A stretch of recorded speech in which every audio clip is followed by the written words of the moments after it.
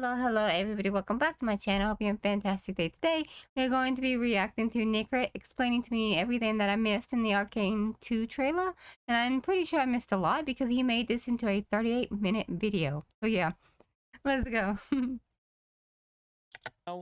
Alright, so everyone knows what's going on. Arcane 2 came out with its first trailer. Yes, previously it was always a teaser, never a trailer. And so we only have one job, to go through the entire thing frame by frame and explain whatever is happening there. And let me tell you, the things we are gonna talk about are gonna be wild. Now, before we start, there is one thing I want to mention. When I released my original reaction to the trailer, it got claimed by Netflix. And so I had to cut out the peer reaction and turn it into more of a first impression. Now, some people got upset because making any kind of marketing public means that anyone should be able to watch it. And that Netflix should not hold copyright over the trailer. But truth be told, the system works as intended. Remember, all the shots from the trailer do actually appear in Arcane 2. Which means the copyright is not looking for people re-uploading the trailer. They are looking for people who are re-uploading Arcane. And especially since Netflix know that there are leaks out there now, they have to be aggressive about it. So it is what it is. I could play around the system by putting a bunch of things on screen to kind of like hide the copyrighted material. But oh well.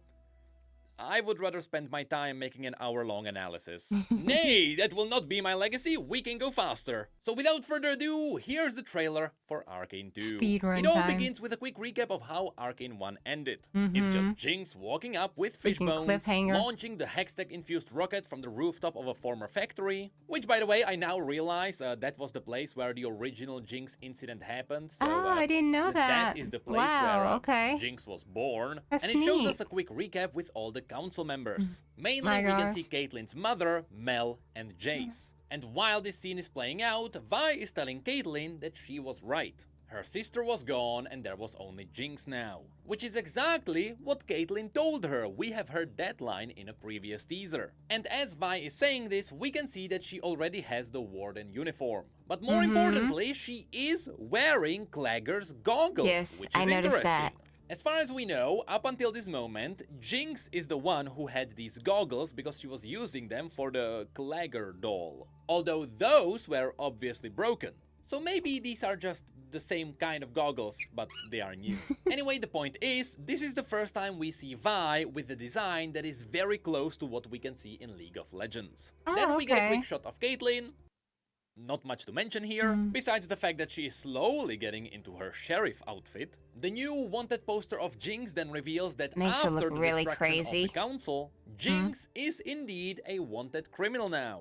Then we get a few shots that were previously shown in other teasers. It is Jinx's explosives going out in front of the gates to Piltover, and then we can hear the faint laugh of Jinx as this figure appears. Now, I'm pretty sure that everyone could have guessed that this is Jinx. Not only is there her monkey drawn on the wall behind her, but also you'll see a similar design for Jinx later. The only thing we can point out here are the two ribbons flowing behind her. This may seem like a random thing to point out now, but later you'll see there is something really cool happening with these. Lastly, it is cool to see how she is framed by fire on one side and blue electricity on the other. This is reflecting on the thematic of hextech and fire all around Jinx's chaos. And then we get this amazing reference. You can see all the destruction in the city, with everything being framed in red smoke, and Caitlyn comes out to reload her gun. Where have we seen this exactly? In the very first scene in Arcane. That's when the bridge was bathed in red, everyone was dying, and we got that one cool warden reloading his rifle.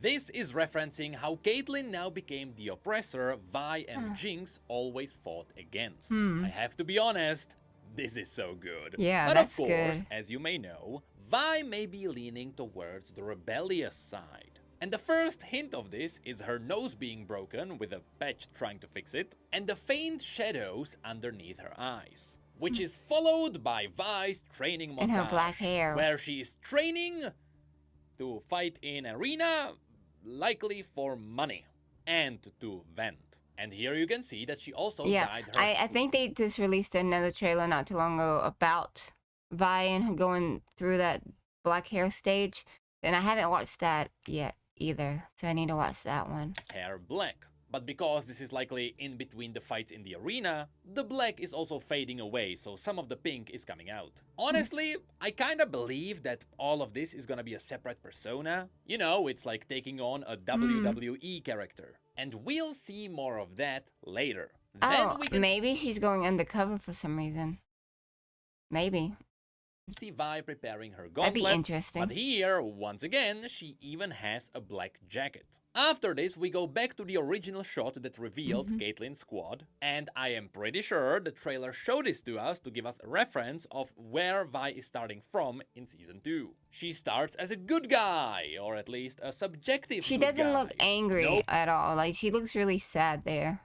Everybody else has, like, this angry expression, like they're there to do a job, and she's just there like, oh god.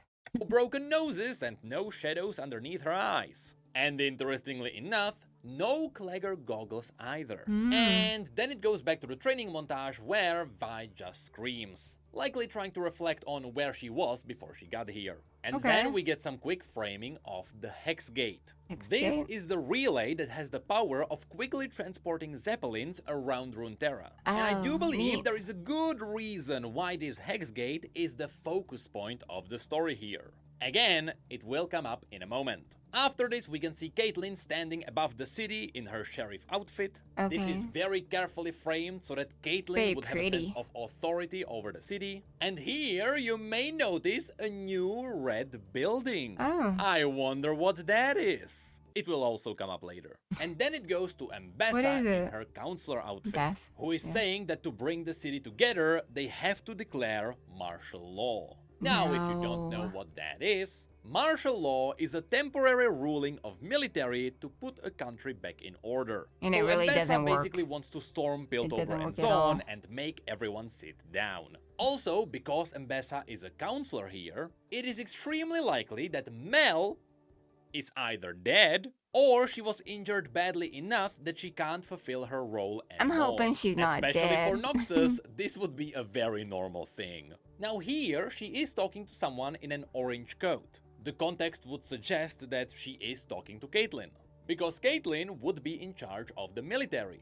And that is likely the case because this coat honestly doesn't really fit any of the other council members, and we don't even know if they survived. So, who knows? Which is followed by the arrival of the Noxian army. So regardless of whether martial law happens or not, Noxus is gonna do their Noxian things. And as a bit of a foreshadowing, right after the wall of Noxians, we also get a wall of Piltover enforcers, who are marching into Zone, which is followed by one of the Fireflies, which is Echo's gang, if you forgot, being smacked by a Warden. Then we can see the Warden setting up walls to likely isolate themselves not only from Zone, but also possibly from Noxus, especially if Noxus arrived by Zeppelins, because you can see the arrival sign as well as customs in the background. And then we go back to Zone and we can see the original building where the original Barons had their meetings.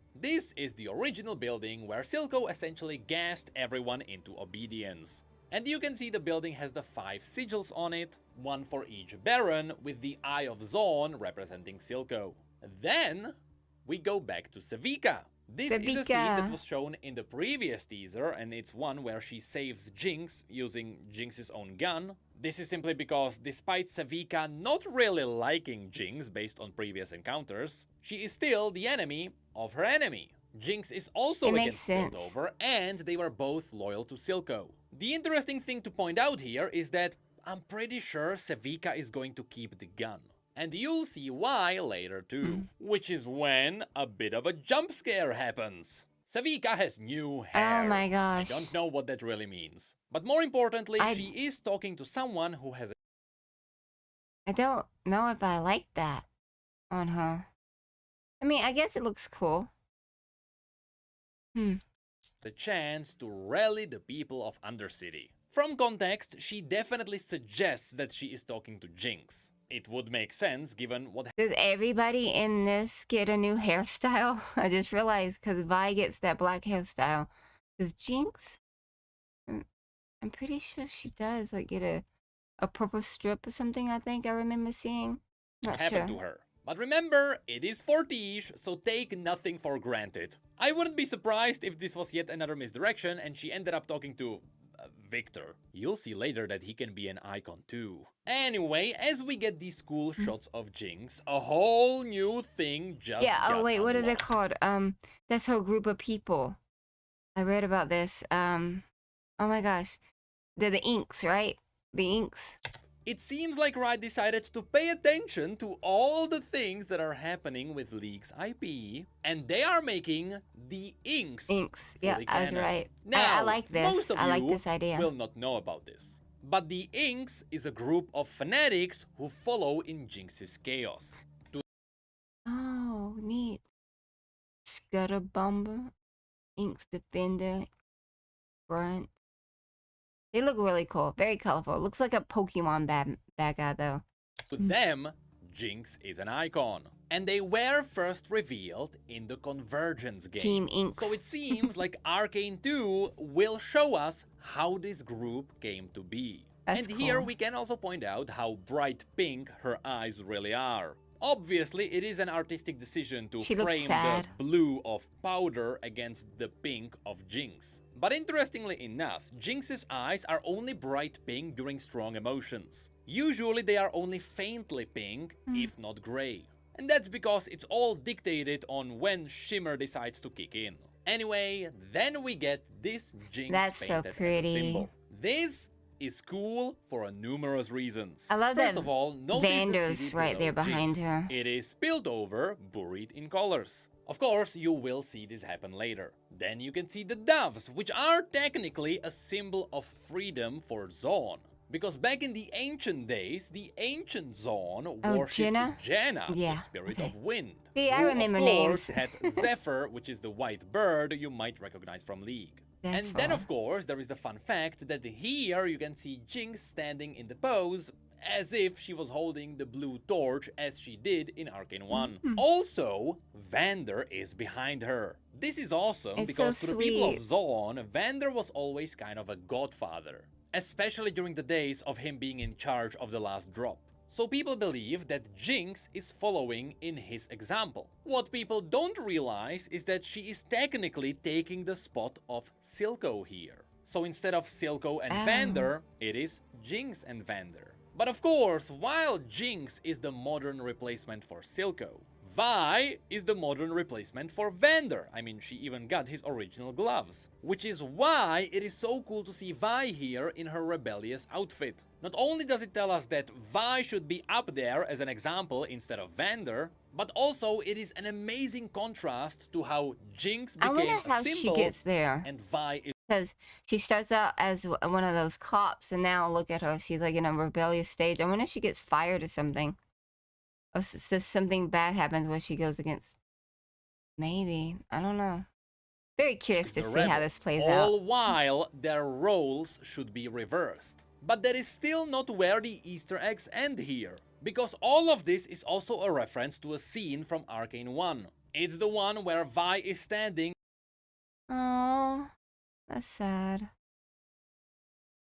...in front of the original mural back with the fireflies. Except now, she's here alone. Also, the fans in front of Vi kind of spells out Fortiche, and they are really known for hiding their names everywhere. Moving on, we can see people lighting up the blue torches, just like Jinx did in Arcane 1, which will be likely the starting point for the Inks. And yes, Savika was there to witness the beginning. Hairstyle. Also, everyone starts lifting their fists, which that would follows bother the me. pose It's constantly in her eyes. And that is then followed by Savika asking, "What are you planning?" And that is followed by Jinx saying, "To watch it all burn." The thing is, I am pretty sure Fortiche is tricking us again. These are two unrelated scenes because the background behind Savika is not matching Silco's office. So I'm pretty sure they just stitched together something to hide the story. Anyway, between these two, we also have Jinx just holding the match. Now, based on her appearance, I'm gonna guess that this is gonna happen at the very beginning of Arcane 2. It seems like this is gonna be right after she accidentally killed Silco, looks like. which would mean, to hide the evidence, She might wanna burn the body, right? Oh, yeah, there's a slight chance things might get brutal. But at least Silco might get a Viking burial. And then there is a scene that might be the breakpoint of Vi going rebel, because her hair is not black yet. And I also absolutely love the amazing detail in the cut across her Vi tattoo. It hints that, just like Powder, Vi is no more. And so she would go towards her emo story arc. We then have a few seconds of a falling match. I am disappointed that Fortige didn't hide their name in the fire again. We get Mbessa getting ready for war, likely in the middle of all of Jinx's colors going wild. And we can see the match finally making contact with a liquid that has rainbowy reflections. You know, a highly flammable gas and stuff. And then we get this. Now at first, it might look like a regular scene. Who's the guy sitting there right there? Might go wild here. So, we can see Caitlyn's elite squad handling a goon. I saw a lot of people speculate that this might be one of Smeech's goons, which honestly would make sense, because in the previous teaser, they were beaten by Savika and Jinx. This would explain the colors sprayed over him. However, the more important part is the background. The contraption behind him seems to be a wind turbine. I mean, it is obviously a bunch of plates propelled by the wind. Which would mean that below this contraption, it would have to be connected to something bigger that is rotating. And what could that be? Well, it could be Jinx's original hideout. What? The giant propeller thing underneath Piltover. What's also cool is that the lines around it seem to hint for an uplift. And then the blue colors erupt. Why is this cool and why am I hyping this up? You'll see later. Oh my god, stop doing that. Be ready that there's a lot of setups in this trailer. Anyway, then the entire city gets covered in colorful smoke. Yeah. You can see the Incognium Runeterra being blown up. Fun fact, this is a device that was originally meant to track any person around Runeterra, but the owner of this device died and he never told anyone how to work with it. Also, it can be turned into a nuclear weapon. And as all the colors are going wild, we can see this. A banner showing Jarvan the Fourth. Oh my gosh, how do you notice this stuff? During Arcane 1, Fortige hid a lot of non-canon Easter eggs around. For example, we could find some Pentakill posters and even Gentleman Cho'Gath. But this is far too much in our eyes to be just an Easter egg. I believe this is actually a banner of Jarvan the Fourth in Piltover. And the reason why this is interesting is because it would make sense for Demacia to try and prevent Piltover falling into Noxian hands. If Noxus successfully takes over Piltover, Demacia is kinda screwed. So maybe Arcane 2 will also give us a bit of a Demacia versus Noxus storyline. Honestly, this banner alone just love to see a little bit of Demacia gate for future storytelling. And then finally, we got a payoff for some of the setups. So here, once again, we can see Piltover getting covered in Jinx's smoke, to which you might ask, was this entirely done by Jinx? Nope, this was most likely the work of her fanatics, because this is the scene we saw on the mural. The cool thing to point out here are the Noxian boats around, as well as, I don't know, the massive Noxian building in the middle of Piltover. Oh, that's the red building. That is a whole new building. It does look like a Noxian building. That's gonna be Mbessa's headquarters. I kinda love how the tip of the building is hinting the Immortal Bastion. Then we have a quick shot of Silco's former goons fighting for Zaun. On the right, you might remember Chuck from his scene at the bar with Jinx. Wait, that's not Chuck, that's Theorem. And the other one is the woman who was with Silco when they went to Marcus's house to interrogate him. Then we can see a bunch of people rebelling against the Wardens. And interestingly enough, one of them looks suspiciously close to the bad guy from Echo's group. Then we also have Mbessa leading the charge in a very interesting place. Here, notice the weird, almost organic looking ball, as well as these warped fences. Also, notice how this general place is dark, but there is light coming down from the top. Almost looks like they are in a hole. And well, overall, it seems like this scene fits the next shot. Another weird organic ball with twisty fences around it. I'm not entirely sure if that's the same place, but it does look similar. Anyway, this is where things start getting interesting. Because this looks unlike anything else that was shown in Arcane. Well, maybe besides the hex core. That's right. This is likely what's gonna happen if you let the voidy power of Shimmer loose. I'm not entirely sure what this is, maybe, but I do have a theory.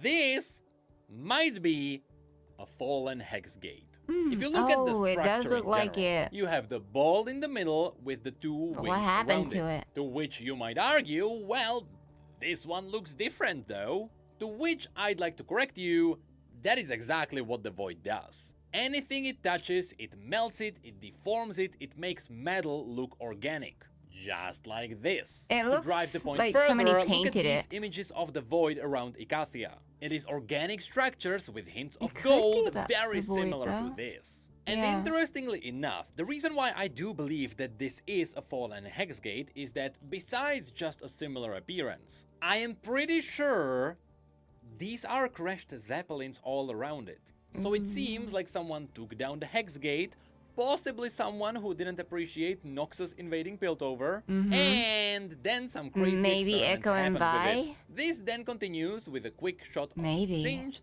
and since it is Singed, of course, we get Warwick. Now, first things first. Oh my gosh, this is gonna be heartbreaking. I am so upset. I was kind of hoping he wouldn't show up in the show. Warwick is red here. And I don't know why, because everyone knows Warwick is green because of the Chemtech. I mean, the very first teaser showed us that it is green anyway, so it's just weird lighting. And also the details shown here are pretty close to where Warwick is supposed to be. He has the catalyst device on his back, which is supposed to be driving Chemtech into his body, which is what makes him go feral. But unfortunately, he still does have one human arm. So this is not the full Warwick that we know him as. This is just an early stage. Also, fun fact, the claws on his mechanical arm are supposed to be retractable. It is kinda like Wolverine, and it is supposed to be Singed's design. So I wonder if we're gonna see that. And of course, you have the red lines going from his eyes, which is definitely referencing the VFX on his W in the game. Interestingly enough, we then get this shot of the Hexgate, with some magical threads in the air around it, and the clouds are forming a hole around it too, making it almost the focus of Piltover magic. Maybe that's what caused it all to crash. And then things go This is weird, wild. When I saw the trailer, I was so confused about this. We have a voidy voice saying that the Arcane is waking up. The wild thing is, the Arcane is a thing that was never... This looks like, this looks more like something from Srima, I think I've been learning a lot about that, the Sun Disk and stuff. Mentioned in the history of League story. The closest thing we have to arcane magic is probably Xerath, which is where some wild theories started. He's the dude that lost his body. He got so much energy and power and stuff. His body couldn't contain him, right? I don't know much about his lore though. To erupt. So obviously we can see a bunch of people with weird runes being morphed by gold. At first glance, it all looks reminds me of voidy, the desert area. It's all gold, just like the details around the void in Icathia. Now, technically, if we want to talk about arcane magic, the source of Xerath's power comes from the Sun Disk of Shrima. With Shrima having a very long history with fire. Shrima. Yeah, that's what I'm saying. Everything looks gold and stuff. It reminded me of this right here. I'm glad I'm not the only one. Which would mean I have exactly zero idea what is happening here. And I'm really curious to see just what Riot What the heck is going on right here? Is this gonna be related to the Void? Is it gonna be related to the Void though? Are we getting Celestial magic back? All I know is that I can see potential hextech gate wings in the background. So all of this is happening in the same scene. Although there is one more thing to point out here. We don't really know who is the voidy voice here. And technically, I have to say, it could be someone like Mel. I strongly doubt Kaisa is making it into Arcane. See, it is possible that Jace and Victor are helping Mel survive using the power of the Hex Core. That would be also, so good. Yes, I am aware that Jace was also in that explosion, so crazy things might be happening. Anyway, this is also where the blink of gold at the end of Arcane 1 might be foreshadowing. Maybe that power of gold is what's gonna save Mel. And if that ends up being canonical Zonya's Hourglass, I'm gonna lose it. But again, that's just... Zonya's Hourglass? What's that? I don't think I know what that is. All wild theories. Then we get a quick fight between Jinx and Vi. This all happens in a room that was previously shown in the teasers. It features drawings of... Hold on one moment. The bird pooped on my hand. Eureka. At least you didn't poop in my hair. Yuck, yuck. Let me go get some sanitizer. I'll be right back. Alright. Let's go. Are you done? Let's go. Pretty much the entirety of Jinx's life. Also, at the very back, you will later see Janna on the wall. We can then see some hextech tanks getting some upgrades, a very artistic reload from Caitlyn, which made me realize she still has the old Keraman rifle here. Later, she is supposed to get that replaced for her sniper rifle when she becomes the sheriff. Then we get Echo and his crew diving into some Noxians. We can see they are fighting back with arrows and stuff. And once again, Echo changed his outfit. Now he has a hairbun and he is wearing a crop top.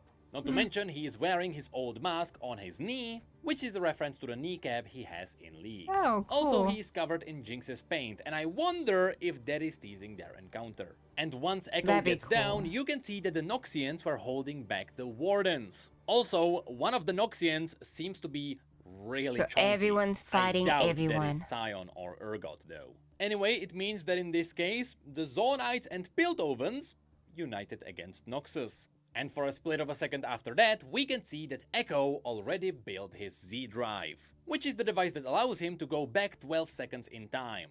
So get ready to some action with that. That's gonna be fun. After which, we get another awesome shot.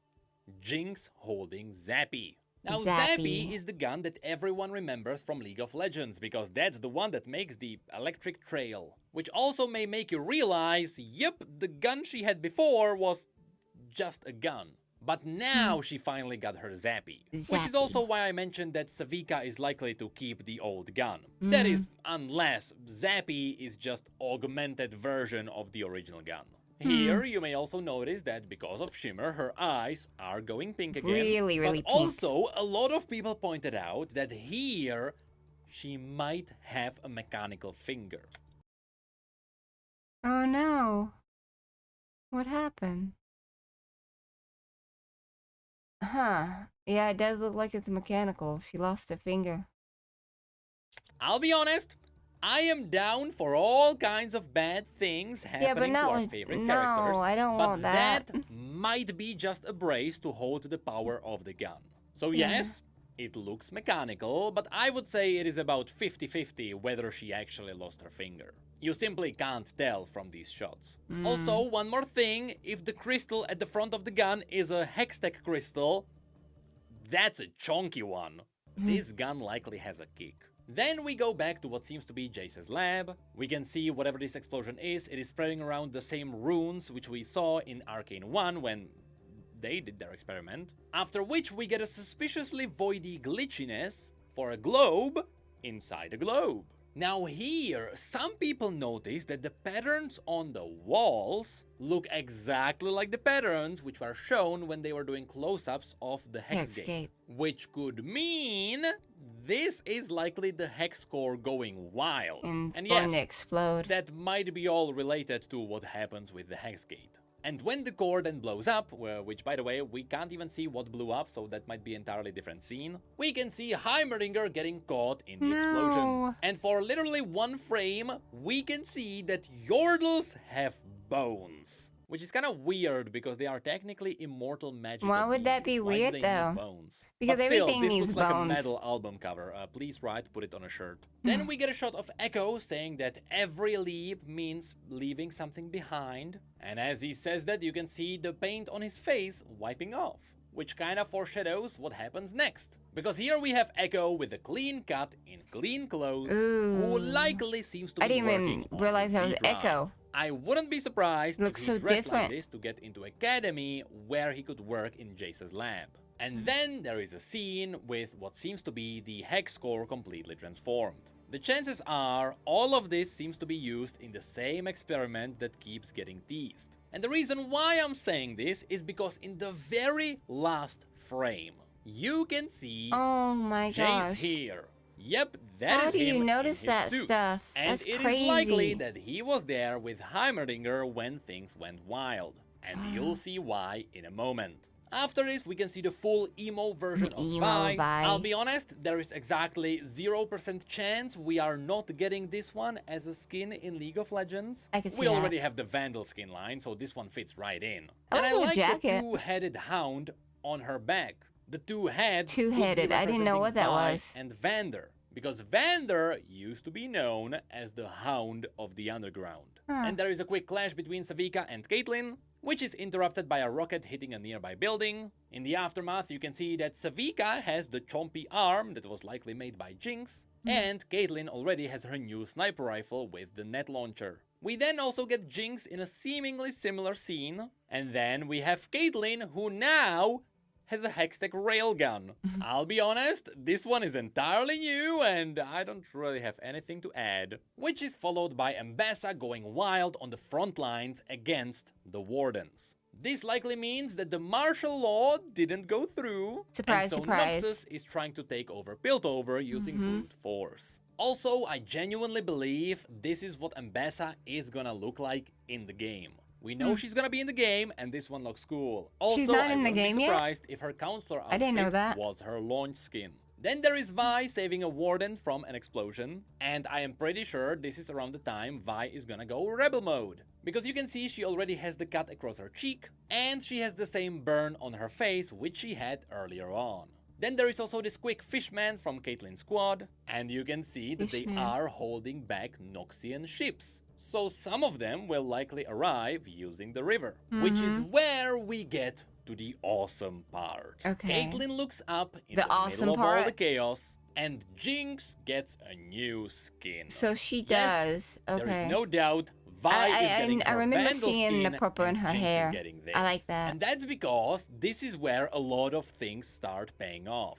So first things first, the design. The mechanical finger still kind of looks mechanical. The hood very clearly mimics fish bones. The rocket launcher that turned Jinx into who she is now. But also you might notice that not only is her hair dyed to merge the blue and pink, which symbolically shows Powder and Jinx combined into the new Jinx, but also her hair is cut. That's what I thought. Or at least that seems I don't know if I like that. So now you might be wondering, how are they gonna turn this into a skin? Wouldn't that break the silhouette of the champion? Doesn't she need the two braids to flow behind her? No! Does she?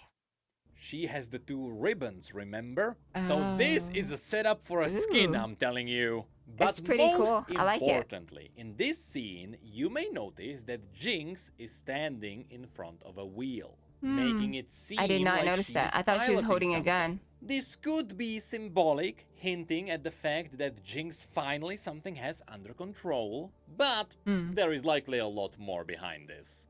I think she is piloting a Zeppelin. Not only does this make sense in Piltover, but also because balloons were always part of Jinx's character. However, I don't believe this is just any kind of Zeppelin. Look behind her. That right there is the doll of Clagger. And on the other side, you have the mannequin of Milo. Jinx made these two after they died during her mental breakdown.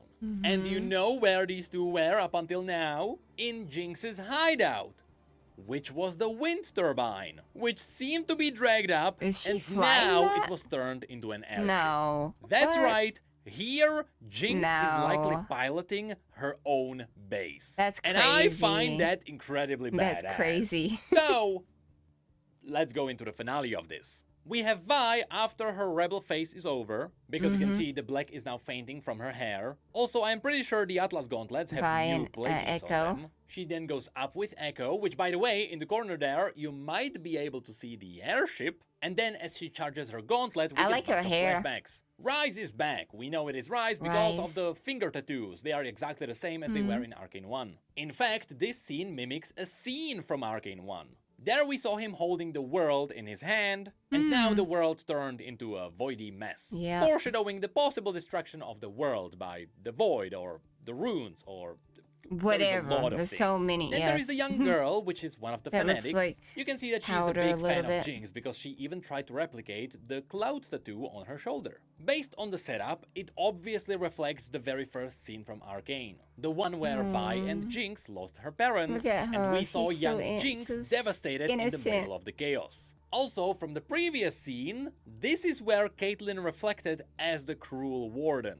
So I assume this is where Caitlyn realizes that what she's doing is quite bad. For a few seconds, we also saw Echo winding up the Z drive, so at the very least, it is confirmed that we are gonna see some of his timey powers. There is also a shot of Caitlyn being crushed by Camtank. Nothing to add here. After which we get this. A man sitting in front of the voidy mess, holding a cane, with a gem fused into his body. Now obviously, the first guy everyone thinks of is Jace. Jace is the one who always wore the crystal on the sleeve of his suit. This is the exact same gem that was given to him by Rise. And if Jace was there with Heimerdinger when the explosion went off, it makes sense that the magic of the Void Core would fuse the crystal with his body. Again, that's kind of what the Void does. It melts things together. And you can see that even the cane he's holding looks organic, which is why it likely originates from this semi-organic place. However, because he is holding a cane, there is the slight possibility it might also be Victor. First of all, there is nothing that would suggest that Victor can't just take the gem. I mean, there is technically also the possibility that Jace is dead, and Victor might have used his suit. I mean, you know, Jace was there during the explosion. And if you look at everything that's happening, Victor's storyline would actually be a lot closer to everything that's happening here. He's the one who always used the Hex Core and later the Void Core to help with his own survival. He's the one that would be interested in what is happening around here. And if that's the case, then I am very scared of all the gold people. Because if they are using the voidy golden powers to evolve, then this might be the new glorious evolution. And that would be very far away from Victor's original lore. That would be like making a totally different character. So again, I'm not really sure what's happening here, but now I am intrigued. And yes, this is followed by another totally wild reveal. We get what seems to be the shadow of Silco, which is covered in vines and thorns. I just figured that it's one of Jinx's hallucinations. That's what I thought, but maybe not. And who has very vivid lines across his eyes. And anyone who knows the Noxian lore will freak out now. Because yes, it seems like LeBlanc was involved in this story. I don't know a lot about LeBlanc. I know she's very powerful and she controls people. That's all I know about her. Storyline the entire time.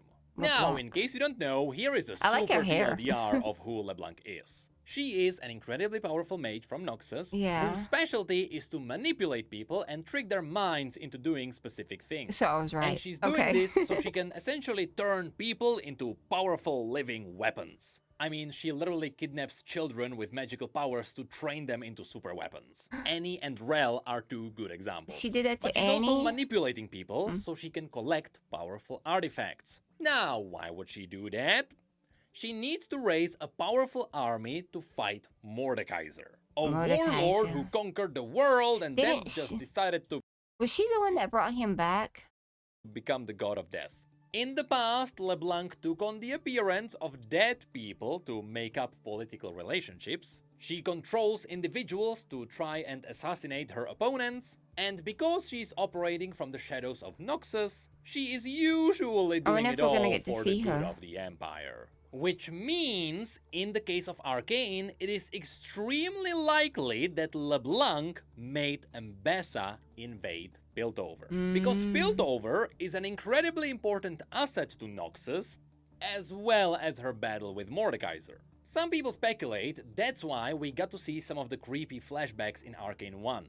All of that might have been LeBlanc giving Mbessa PTSD. so that she would have the motivation to invade Piltover after her daughter dies. Now, of course, LeBlanc would also need Mel to die, which is why she could manipulate Silco to raise Jinx, oh my God, and that's eventually crazy. No. Jinx would be able to blow up the council. Do you understand why this teaser is such a big deal now? Yeah. LeBlanc is one of the most important characters in the entirety of League of Legends universe. She is technically behind the invasion of Ionia, the Noxian wars with Demacia, as well as a lot of different conquests into the other regions. So I really hope that this is not a bait and that there is some real meaning behind this.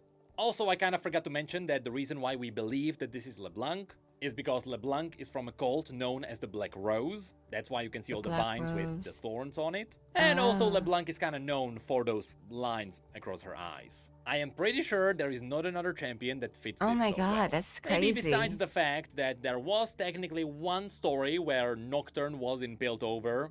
Nocturne? But I don't think that's happening here. Anyway, to finish this off, we then get Vi fighting Warwick, no, who, you know, is possibly Vander. No. And again, I love the symbolism of the two hounds on her back. It's gonna be so sad. We have Heimerdinger right before the possible explosion. We have Jinx trying to fire Fishbones for the second time, but for some reason it explodes. Maybe the hextech gem was spent and she didn't figure out how to reuse it. Also here you can see the paintings from her past, such as her parents arguing or Jinx killing Silco. And in the back, as I mentioned, you can see Janna. Just very faintly. And that is where it all ends. That is it. My gosh, that was crazy. That is it for the trailer. This is gonna be wild, honestly.